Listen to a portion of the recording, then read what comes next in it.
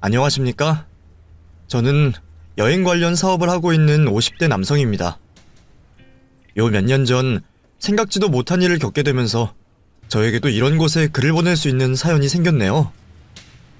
한 명의 은인으로 시작된 나비 효과로 인해 저에게도 그 영향이 미쳐 제가 늦게나마 운수대통하고 있습니다. 제가 받은 것이 있어 그만큼 돌려주었던 것뿐인데 저에게 몇 배로 돌아오는 걸 보니 사람이 항상 정직하고 착하게 살아야겠다는 생각을 다시 한번 하게 됩니다. 제가 사연을 말하게 되어 제가 받고 베푼 선한 영향력이 널리 퍼지기를 바라며 이곳에 사연을 보내봅니다. 저의 어린 시절은 상처투성이었습니다. 저를 낳고 기르셨던 부모님은 저에게 어떠한 말도 하지 않고 이혼을 결정하셨어요. 어머님께서는 저에게 아무런 말도 없이 어느 날 집을 호련히 떠나셨죠. 아버지께서는 어머니를 찾는 저를 보곤 이혼을 했다며 더는 찾지 말라고 하셨고, 이후에는 어린 저를 방관하며 제가 무엇을 하고 있든지 관심을 갖지 않으셨죠. 이것만으로도 충분히 불행한 어린 시절일 겁니다. 하지만 거기에서 멈추지 않았어요. 아버지께서는 갑자기 재혼을 하신다며 저에게 통보를 했고, 동시에 시골에 계셨던 할머니 댁으로 저를 보냈죠.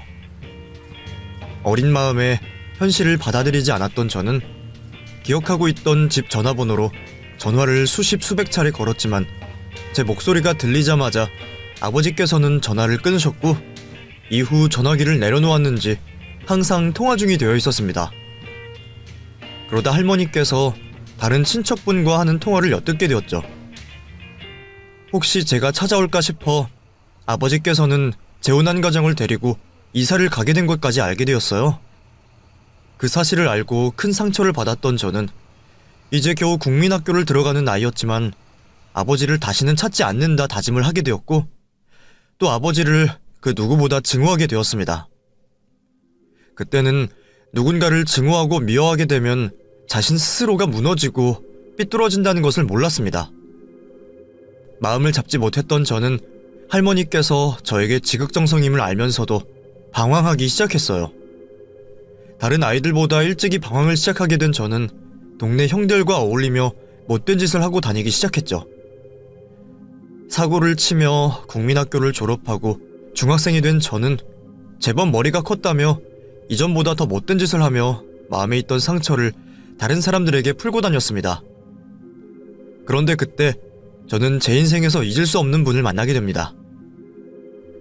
그날 또한 여느 날과 마찬가지로 어울리던 친구들과 못된 짓을 하고 있을 때였죠. 수중에 돈이 없던 저는 친구들과 무전취식을 하기로 계획했고, 한 음식점에 들어가 먹고 싶은 만큼 음식을 잔뜩 시키곤 배불리 먹었습니다.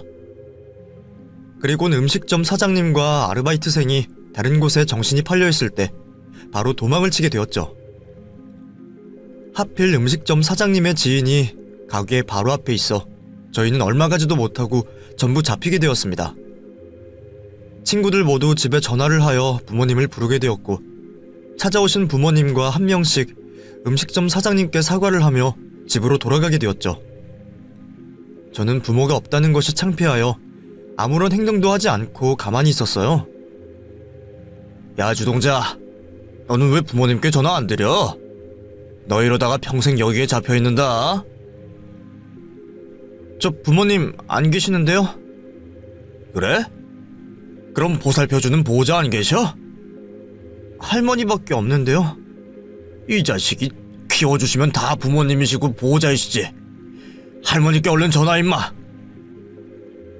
처음으로 제 사정을 듣고도 아무렇지 않아 하는 어른을 만났고, 그 어른의 호통으로 얼떨결에 할머니께 전화를 드리게 되었습니다.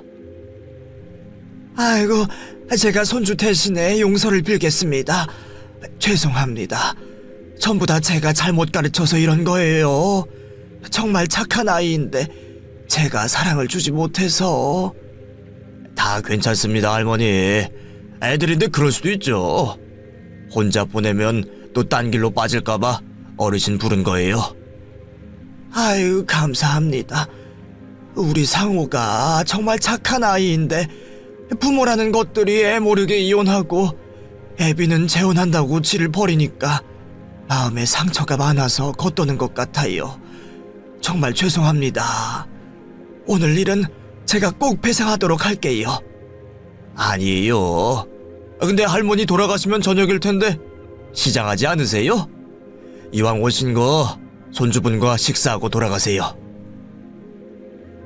우리들 때문에 금전적인 피해를 입으셨던 사장님께선 되려 할머니와 제 걱정을 하며 식사를 챙겨주셨고, 그날 이후로 저희 집과 가깝게 지내며 이것저것 챙겨주시기 시작하셨어요. 그게 제 은인이던 제복 아저씨와 첫 만남이었습니다. 처음에는 음식점을 지나가던 저를 잡아 음식과 생필품 정도를 챙겨주셨어요. 그때까지만 해도 저는 처음 받아보는 선의에 어색해서 일부러 아저씨를 더 피해 다녔어요. 하지만 아저씨께서는 그런 저를 귀신같이 찾아내어 꼭 손에 물건들을 쥐어주시곤 하셨죠. 그러다 할머니께서 갑자기 쓰러지시게 되었습니다. 119를 불러 위험한 순간은 넘길 수 있었지만 그 이후도 문제였습니다. 응급실 비용과 서류 작성 등 어른의 도움이 필요했죠. 그때 저에게는 생각나는 사람이 한 명밖에 없었습니다. 바로 음식점 사장님이신 제복이 아저씨였죠. 아저씨, 정말 죄송한데요. 여기 응급실인데 지금 와주시면 안 될까요? 할머니께서 쓰러지시는 바람에 응급실에 왔는데 당장에 응급실 비용 낼 돈도 없고 여기에 서명하라고 하는데 무슨 말인지도 모르겠어요. 상우야, 거기 어디야? 응급실 가면서 아저씨를 불렀어야지. 조금만 기다려줘라. 내가 곧 가마. 사장님께서는 늦은 시간이지만 제 연락을 받고 한 걸음에 달려와 주셨고, 제 곁에서 하나하나 알려주시며 일 처리를 하는데 도움을 주셨습니다. 그 후로도 저를 대신하여 할머니를 보살펴 주셨고, 그때부터 저는 아저씨에게 마음의 문을 열고 조금씩 다가가기 시작했죠. 얼마 지나지 않아 끝내 할머니께서 돌아가시게 되어 갈 곳 없는 신세가 되었습니다. 그때 저에게 손을 먼저 내밀었던 분이 역시나 제복이 아저씨였어요. 상우야, 혼자 지낼 수 있겠어? 아저씨 생각에는 너만 괜찮다면 학교를 졸업하기 전까진 우리 집에서 지내는 게 좋을 것 같은데. 네? 제가요?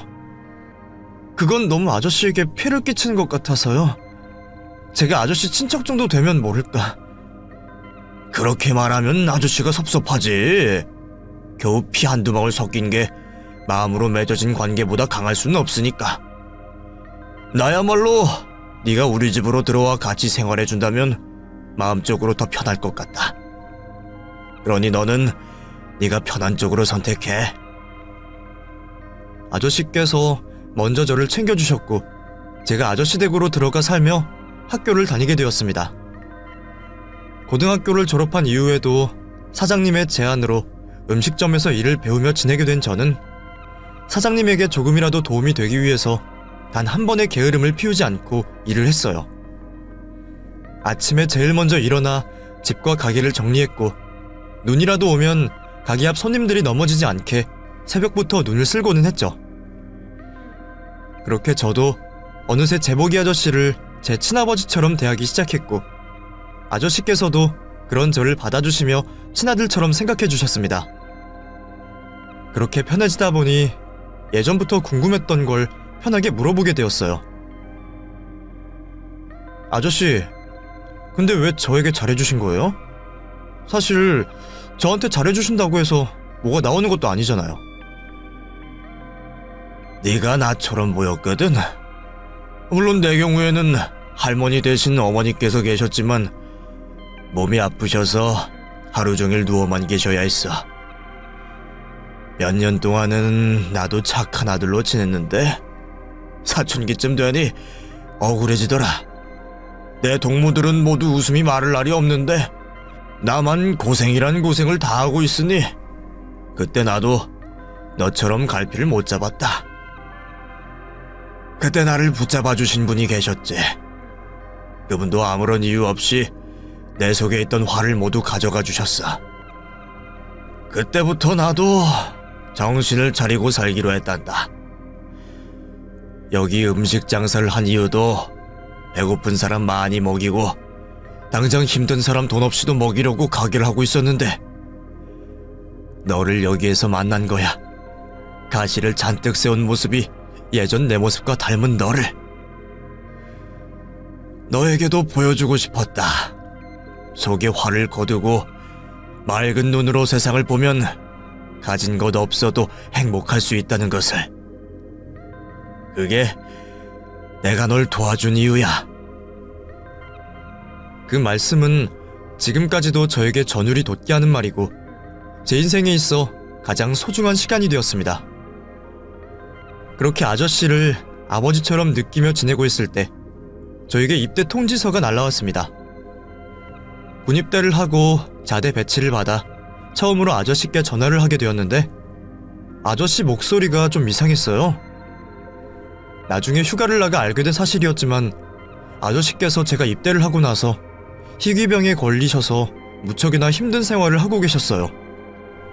휴가 때마다 나온 저를 웃으며 반기셨지만 오래 버틸 수 없으신 몸이었고 결국 제가 전역을 하고 난 다음 날 세상을 떠나셨죠.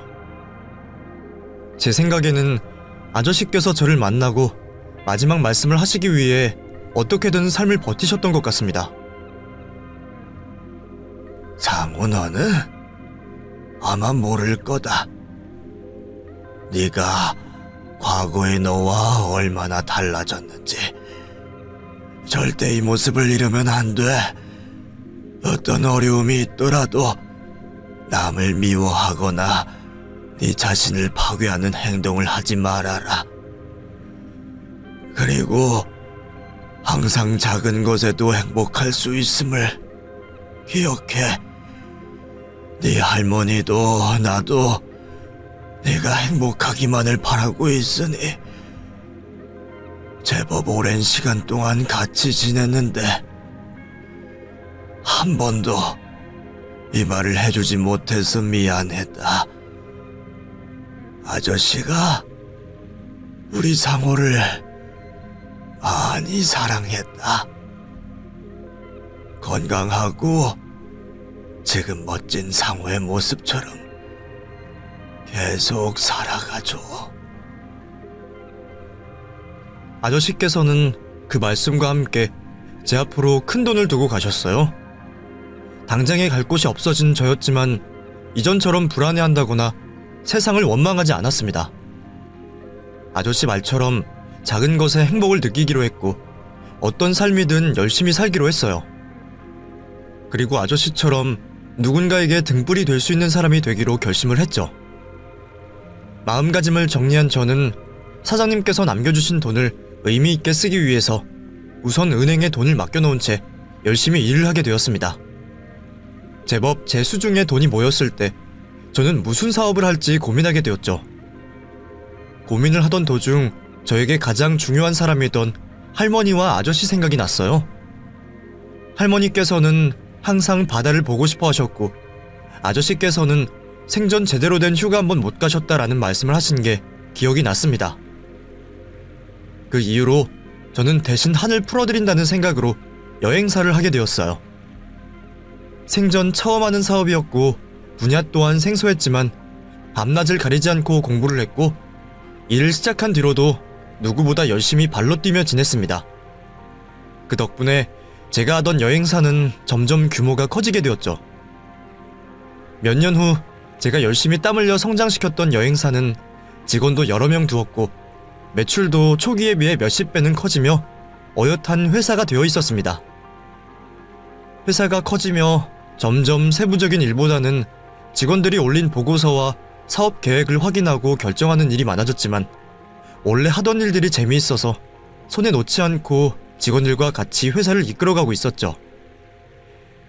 가족 같은 회사까지는 바라지 않았지만 직원들이 회사를 다니며 불편함은 없기를 바랬고 그런 이유로 최대한 회사에 피해가 가지 않는 상황에서 직원들에게 많은 복지를 주었습니다. 그리고 저 개인적으로도 직원들의 표정과 상황을 살피며 힘든 일이 있을 때 직원 혼자서 끙끙거리지 않게 도움을 주려고 했어요. 가볍게는 이사 또는 차량 구입 고민부터 집안 형편에 대한 걱정까지 도움을 주며 제가 제복 아저씨에게 받았던 마음을 다른 사람들에게도 나눠주고 있었습니다. 그런데 회사에 들어온 지 얼마 안 되었던 직원이 유독 표정이 어두웠어요. 집에 들어가지 못한 건지 옷도 갈아입지 못한 모습에 신경이 쓰이더군요. 담배를 피러 가길래 딸 하나가 가볍게 물어보았지만 아무런 일이 없다며 말을 돌리더라고요. 말 못할 개인적인 일이구나 싶어서 더는 물어보지 않고 있었는데 그 직원은 며칠이 지나도 어두운 표정이 그대로인 겁니다. 도저히 가만히 두고 볼 순 없어서 퇴근 시간에 직원을 불러 같이 식사를 하게 되었습니다. 기영씨, 저번에도 물어봤지만 걱정 있으면 털어놔 봐요. 내가 도와줄 수 있는 상황이면 도우면 되고 아니더라도 같이 방법을 생각하면 더 나을 수도 있잖아요. 신경 써주셔서 감사한데 정말 별일 아니라서요. 내가 더는 지켜보기 힘들어서 그래요. 겨우 21살인 직원이 다 죽어가는 사람처럼 있으면 그걸 보고 있는 사람은 어떻겠어요. 그리고 개인적인 오지랖을 떠나서 회사 업무에도 지장이 가면 안 되잖아요. 그건 죄송합니다. 저 사실은 제 여동생이 아파서 그랬습니다. 아직 고등학생인데 큰 병에 걸려서 힘들어하고 있거든요. 부모님께서 옆에 계시면 좀 나을 텐데 2년 전에 사고로 돌아가셔서 혼자 동생 병간호까지 하느라 회사에 피해를 끼친 것 같습니다. 죄송합니다. 그런 일 있으면 내가 저번에 말했을 때 말하지 그랬어요. 동생이 많이 아픈 거예요? 암인데 나이가 어려서 세포 분열도 빠르다 보니 항암제가 효과가 좋지 않아요. 그래서 보험이 안 되는 치료제를 써봤는데 다행히 효과가 있어서 진행은 늦추고 있는 정도예요. 어린 동생만은 구김없이 행복하게 자라게 해주려고 회사도 취직하고 좋은 일만 있을 줄 알았는데 사장님, 저 정말 잘하겠습니다. 그러니 자르지만 말아주세요. 지금 저 부모님께서 남겨주신 집까지 팔고 모텔에서 생활하고 있습니다. 저 지금 자르시면 우리 동생 손도 못 쓰고 죽어가는 모습 봐야 해요. 제가 지금까지 회사에 피해 끼친 거 몇 배로 갚아내겠습니다. 그러니 자르지만 말아주세요. 서로 처한 상황은 달랐지만 기영씨는 저를 많이 닮아 있었습니다. 오열하며 혹시 회사에서 잘릴까 걱정을 하고 있는 기영씨를 보니 과거 제 모습이 생각이 나 울컥했고 제가 제복 아저씨에게 받았던 것처럼 도움을 줘야겠다 싶었습니다. 내가 왜 기영씨를 해고합니까? 기영씨가 회사에 무슨 피해를 입혔다고요? 오히려 힘든 상황인데 회사 출근해서 일해줘서 고마워요. 기영씨가 잘릴 일 없으니까 걱정하지 말아요. 그리고 옮길 수 있으면 하루라도 빨리 내 건물로 들어와요. 내가 사는 건물 2층 원룸이 마침 비어있으니 그곳에서 생활해요. 회사와도 가깝고 한 푼이라도 아끼면 좋잖아요. 내가 월세 같은 건 받지 않을 테니 형편 좋아질 때까지는 마음 편하게 있어요. 그럴 순 없습니다. 모텔이라고 해도 지낼만 해요. 기영씨가 좋든 안 좋든 나는 그런 모습 못 보겠어요. 그러니 당장에 오늘이라도 올 수 있으면 바로 들어와요. 그제서야 제 의도를 알았는지 기영씨는 저에게 감사의 눈물을 흘렸고 저는 그런 기영씨를 안아주었습니다. 이후 저희 건물 밑층에서 살게 된 기영이와 점점 가까워지게 되었고 반찬과 생필품들을 포함해 이것저것 챙겨주며 지내게 되었습니다. 당연히 형편이 넉넉한 제 입장에서 기영이의 여동생 병원비도 또한 도와주고 싶었지만 기영이가 끝까지 거절하는 바람에 그것까지는 못해주었어요. 대신하여 제가 기영이에게 허락을 받고 회사 사람들에게 기부를 받아 병원비에 보태라며 회사 동료들이 모아준 돈에 제 돈을 합쳐 건네주게 되었죠.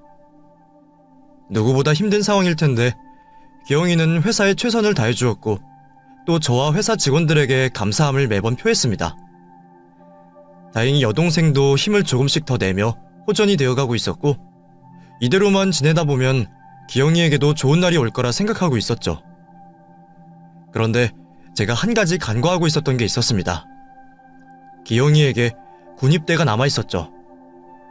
부모님이라는 보호자도 없었고 여동생을 돌봐야 하는 상황이라 당연히 부양 의무자가 되어 면제가 될 거라는 생각과 달리 굉장히 복잡한 상황으로 군입대를 해야만 하는 상황이었어요. 당연히 기영이는 당황해하고 있었고 제가 곁에서 같이 발로 뛰며 어떻게든 입대를 막아보려고 했습니다. 하지만 복잡한 친인척 관계로 인해서 결국은 기영이가 입대를 해야 했습니다. 아픈 동생이 있는데 발이 떨어질 오빠가 어디 있을까요? 그 모습을 봐야 하는 제가 더 힘들더군요. 어쩔 수 없는 현실에 제가 기영이를 도와주기로 했습니다. 사장님, 늦은 시간에 어쩐 일로 오셨어요? 입대 날짜가 다가오니 복잡해서 잠이 잘 안 오지? 다름이 아니라 내가 생각을 좀 해봤어. 너희 친척분께서 비용도 한두 푼 드는 게 아닌데 은영이를 제대로 돌봐주실 것 같진 않아서 내가 너 군생활 하는 동안 은영이를 대신 돌보면 어떨까 싶은데. 네? 하지만 지금 도와주시는 것만으로도. 다른 대안이 없잖아. 너도 내가 도와주는 방법 외에 없다는 걸 알고.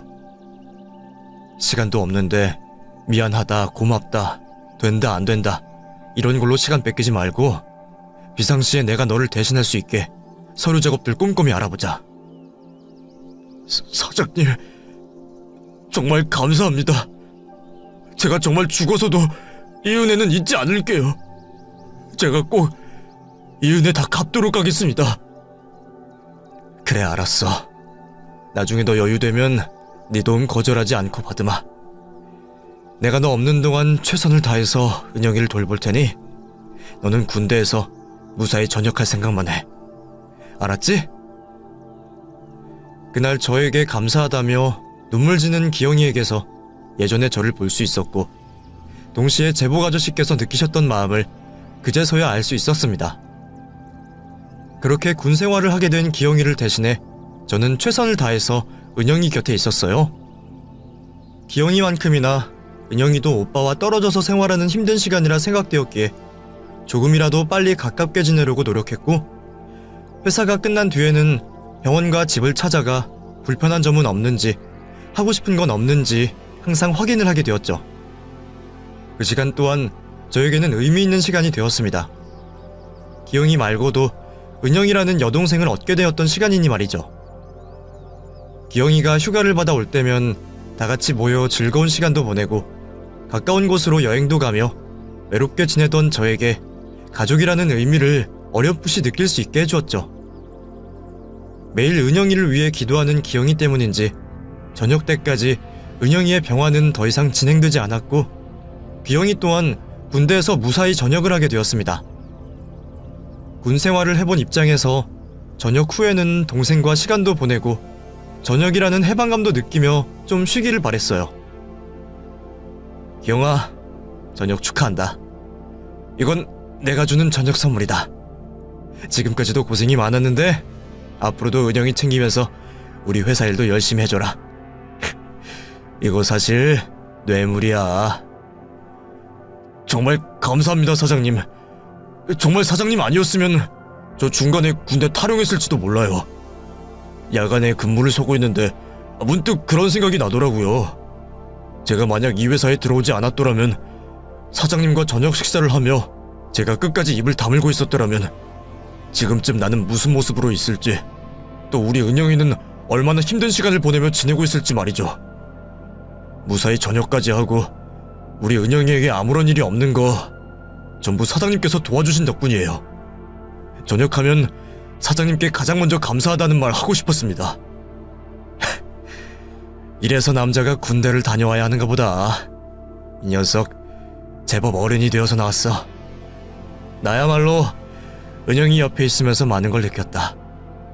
가깝다고는 하나 남인 내가 이렇게 힘든데 오빠인 네가 얼마나 힘들었을지 상상이 되질 않더구나. 그런데 이제 은영이 점점 좋아지고 있으니 우리 희망 잃지 말고 서로의 자리에서 최선을 다하자. 지금처럼 내 도움이 필요하면 언제든 도움을 요청하고. 네, 사장님. 그런데 내일 몇 시부터 출근하면 돼요? 출근 시간 전과 똑같나요? 무슨 이제 막 전역한 놈이 출근을 생각하고 있어. 한 달 정도 푹 쉬고 돌아와. 회사 사람들한테도 다 말해놔서 문제없어. 오히려 너 내일부터 출근하면 나 먹이는 거야. 저녁 다음날부터 일 시키는 악덕 사장으로 찍힐 거 아니야. 은영이도 너 많이 보고 싶어 했는데 내가 용돈 챙겨줄 테니 같이 여유롭게 여행도 좀 다니고. 아니에요. 그럴 수 없죠. 지금부터 평생 사장님 밑에서 일해도 은혜 못 갚을 텐데. 그리고 저도 빨리 돈 벌어서 은영이 치료하는 데 도움이 되어야죠. 은영이한테도 이미 다 말해놔서 괜찮아요. 안 돼. 우선은 출근은 며칠간 안 되니까 그렇게 알고 있어. 겨우 다음날 출근을 하겠다는 녀석을 말리긴 했습니다. 그런데 놀기만 하다간 저에게 받은 은혜를 갚을 수 없다며 겨우 한 주만 쉬고 곧장 회사에 복직을 하더군요. 말려도 봤지만 아침 일찍 출근하여 자리에 앉아있는 기영이를 어떻게 할 방법이 없었습니다. 그 뒤로 기영이는 정말 자기 회사 일을 한 것처럼 최선을 다해주었어요. 예약자분들을 상대할 때도 회사 간의 소통이 되지 않아 일이 복잡할 때도 자신이 먼저 나서서 해결해 주었죠. 그런 모습에 오히려 제가 고마웠습니다. 그런데 기영이 얼굴에도 이제는 웃음이 기본으로 자리 잡히는 시기에 결국 은영이가 세상을 떠나게 되었습니다. 지금까지 암과 잘 싸워주고 있다고 생각했는데 갑자기 몸이 안 좋아지기 시작하더니 급격하게 상태가 심각해졌고 결국 우리 곁을 떠나게 되었죠. 사정을 알고 있던 저와 회사 직원들에게도 비통한 소식이었지만 기영이 마음만큼은 아니었을 겁니다. 마치 모든 기운이 빠져버린 사람처럼 넋을 놓고 있는 기영이를 대신하여 제가 은영이의 장례식을 모두 챙기게 되었어요. 기영아, 지금까지 잘하고 있었잖아. 힘든 거 아는데 이렇게 정신 놓고 슬퍼하고 있으면 하늘에서 널 보고 있는 은영이는 마음이 어떻겠니? 힘들더라도 은영이 마지막 가는 길 지금까지 너의 모습처럼 믿음직스러운 오빠의 모습으로 있어주자. 그리고 이번 일만 끝나게 되면 내 품에서 마음 놓고 울고 싶을 만큼 울어라. 사장님, 감사합니다. 그렇게 은영이 마지막 가는 길을 배웅해주라며 기영이를 일으켜 세웠습니다. 마음의 정리를 할 시간이 필요하다고 생각한 저는 기영이에게 휴가를 주었어요.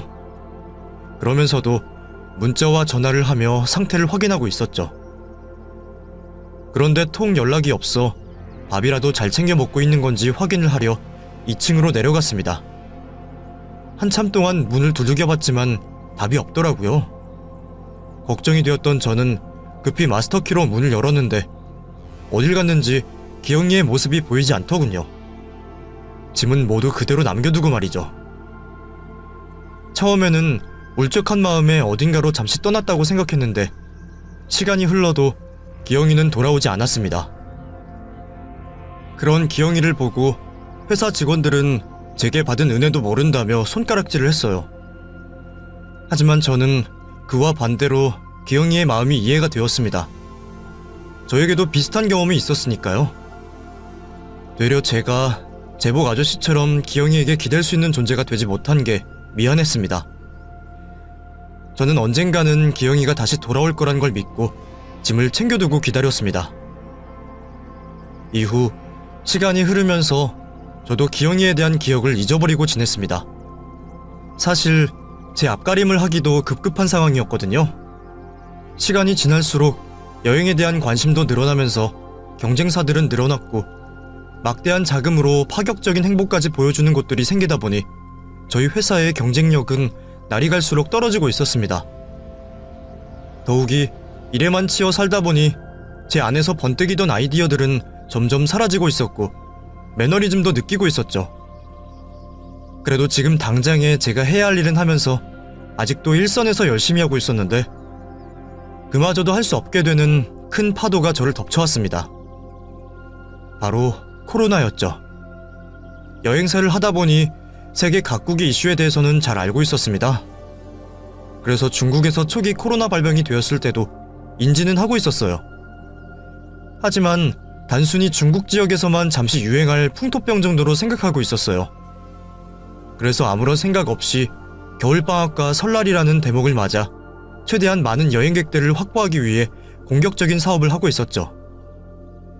그런데 점점 중국에서 길어지는 듯한 코로나가 1월 한국에 상륙을 하게 되면서 상황이 걷잡을 수도 없게 흘러갔습니다. 처음 상황을 관망하며 있던 예약자분들이 대규모 감염 상황과 함께 전 세계적으로 난리가 나게 되자 속속들이 예약 취소를 하셨고, 한동안은 밀려오는 취소 전화를 받는데 모든 직원들이 매달려야 할 정도였습니다. 최대한 피해를 막아보자 했던 저는 손실을 감수하고도 취소 예약 수수료를 없앴지만, 패닉 상태의 예약자분들은 하나같이 모두 다 취소를 하시게 되었죠. 결국 한 분기는 통째로 적자를 보게 되었습니다. 그때까지만 해도 다가올 여름에 대한 희망이 있었어요. 하지만 모두가 아시다시피 코로나 사태는 전 세계적 재앙이 되어버렸고 장기화되었죠. 이미 회사 자금은 바닥을 드러내고 있었고, 제 개인 재산을 처분하여 직원들에게 최소한의 월급을 주게 되었습니다. 이 재앙적인 상황이 언제 풀릴지는 아무도 알 수 없었고, 저는 주야간 아르바이트를 하면서 버틸 수 있을 만큼 버텨보려고 했어요. 하지만 그마저도 더는 버틸 수가 없었어요. 직원들에게 희생을 강요할 수는 없었고 희망은 보이지 않았습니다. 결국 직원들에게 자발적인 퇴사를 권하게 되었죠. 대부분의 직원들은 어쩔 수 없는 상황에 저와 함께 울어주고 위로해주고 안아주며 회사를 떠났고, 몇몇 직원들은 제 곁에 남아 기다리겠다며 퇴사를 하지 않고 투잡을 하게 되었습니다. 하지만 점점 쌓여가는 빚과 좀처럼 나아지지 않을 것 같은 현실에 저는 폐업을 생각하게 되었죠. 제 손으로 제가 만든 회사의 마지막 문을 닫는다는 게 그 무엇보다 가슴 아팠지만 어쩔 수 없었어요. 금요일부터 주말이 되는 날까지 회사에 남아 제 손때가 묻은 문서들과 흔적들을 하나씩 보며 마음을 정리하고 있었죠. 그런데 한 남성이 저희 회사 문 앞을 두리번거리고 있는 겁니다. 불 꺼진 여행사에 예약을 하러 오신 분은 아니겠고 건물 관리인 분도 아닌 걸 보니 빚 때문에 찾아온 거라 생각했습니다. 회사를 정리하고 빚을 갚겠다라는 설명을 하기 위해 문을 열어드렸죠. 그런데 제가 문을 열어주자마자 남자는 자리에 서서 저를 한참 동안 쳐다보더니 꾸벅 절을 하는 게 아니겠어요? 너무 놀라 무슨 일인가 싶어 그 남자를 일으켜 세웠죠. 제 부축을 받고 일어선 남성은 저를 쳐다보지 못한 채 눈물을 흘리고 있었고, 저는 도대체 무슨 일인가 싶어 의자를 가져와 남성을 앉혔습니다. 무슨 사연이시길래 저희 회사에 오셔서 저에게 인사를 다 주시나요? 사장님, 늦어서 정말 죄송합니다.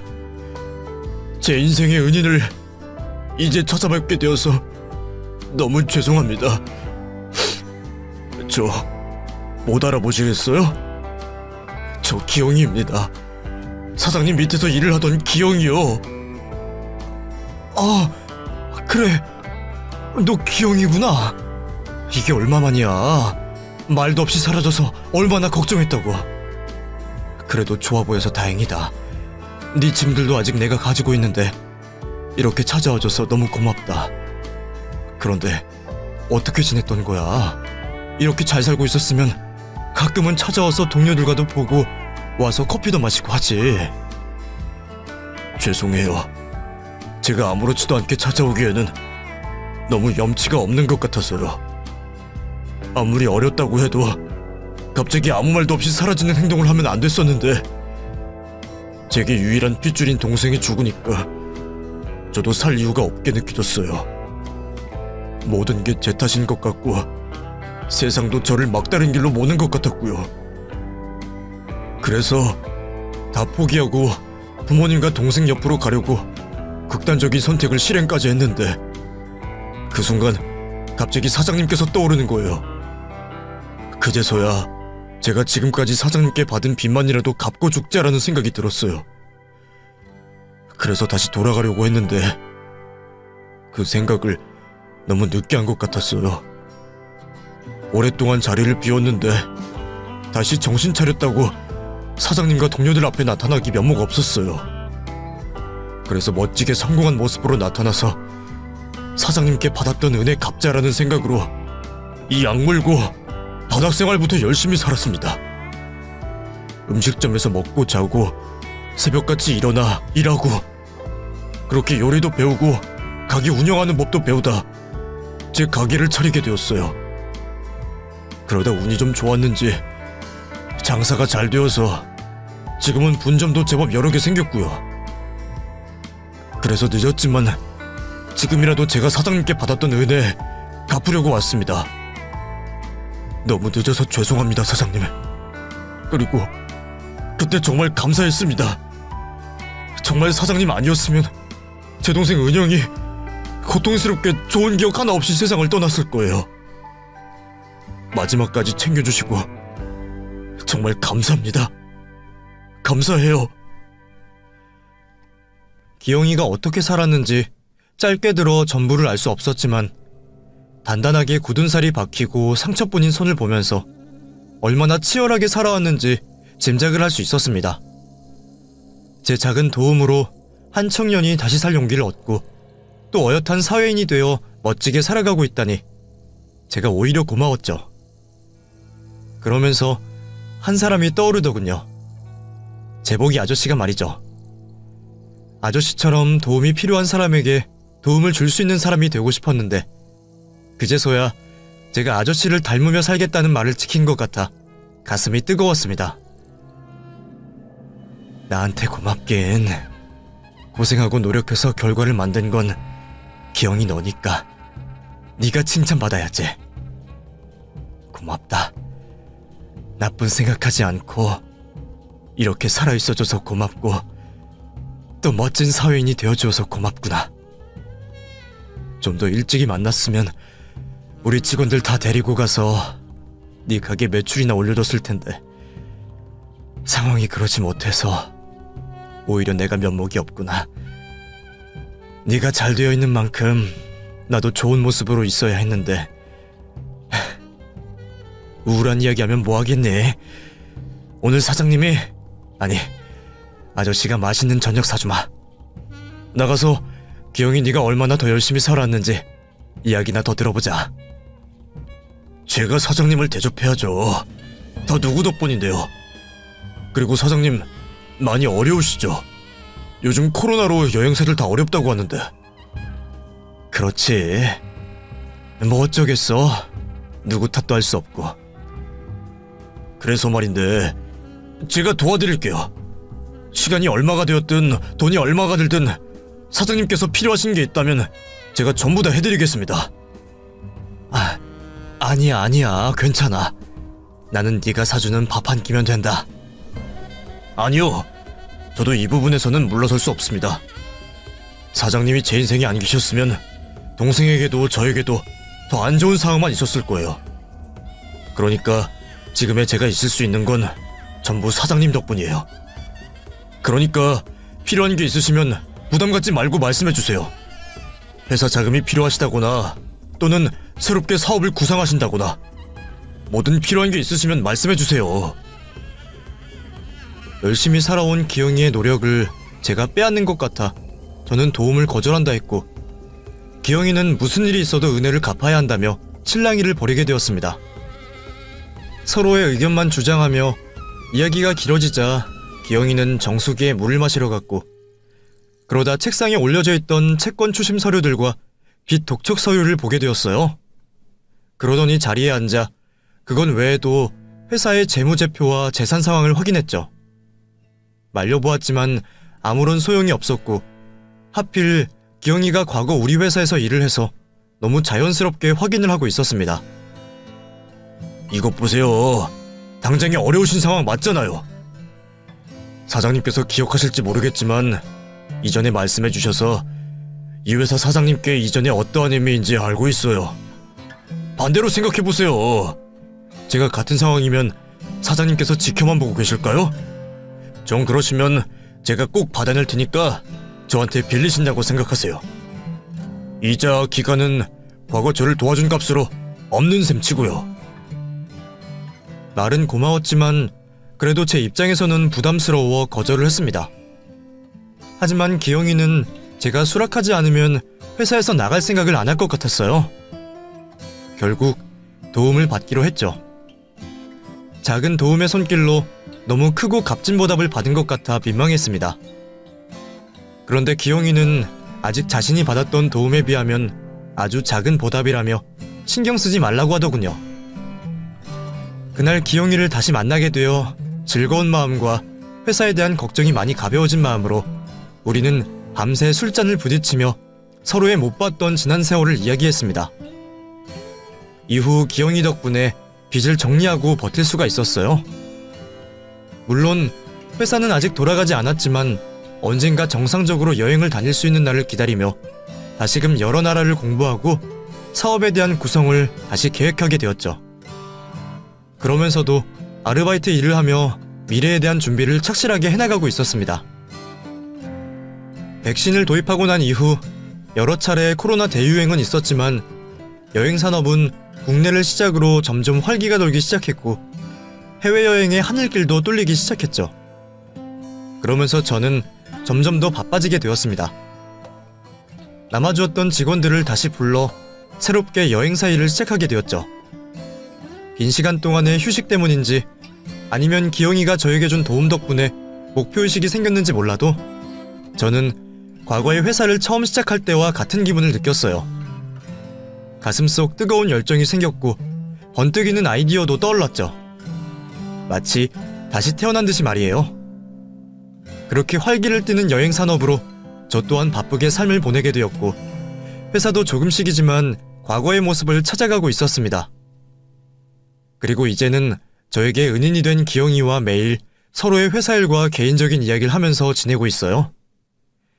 사장님, 아저씨 같은 거리감 있는 호칭도 쓰지 않고 서로 호영호재하며 가깝게 지내고 있죠. 제가 한 행동 때문에 저에게 다시 살아갈 수 있는 힘을 주었고 외롭던 저에게 형제가 생기게 된 거죠. 그러다 보니 과거 회사가 가장 잘 되어가고 있을 때보다 더 행복한 시간을 보내고 있습니다. 아직 코로나 사태가 완벽히 우리 생활에서 없어진 것도 아니어서 저 또한 매일 한국과 세계가 돌아가고 있는 상황을 긴장하며 지켜보고 있지만 이전에 겪었던 절망은 다시 느끼지 않을 것 같습니다. 저에게는 평생 제 옆에서 힘을 주는 기영이가 있을 거고 또 열심히 살아야 한다는 목표를 주었던 제복이 아저씨의 의지가 저에게 흐르고 있으니까요. 아직 코로나가 완전히 끝나지 않았고 또 세계 반대편에서 벌어지는 전쟁과 매일 오르고 있는 물가로 힘든 생활이 이어지고 있지만 희망을 잃지 않고 버티다 보면 분명 우리 모두에게 행복한 미래가 있을 거라고 생각합니다. 막다른 길이라고 해도 아직 행복할 수 있는 길은 어딘가에 남아있을 테니 가까운 사람과 서로 의지하며 버티시는 하루하루가 되었으면 합니다. 제 글을 마치겠고 저 또한 다른 분의 감동스러운 이야기를 기다리고 있겠습니다. 감사합니다.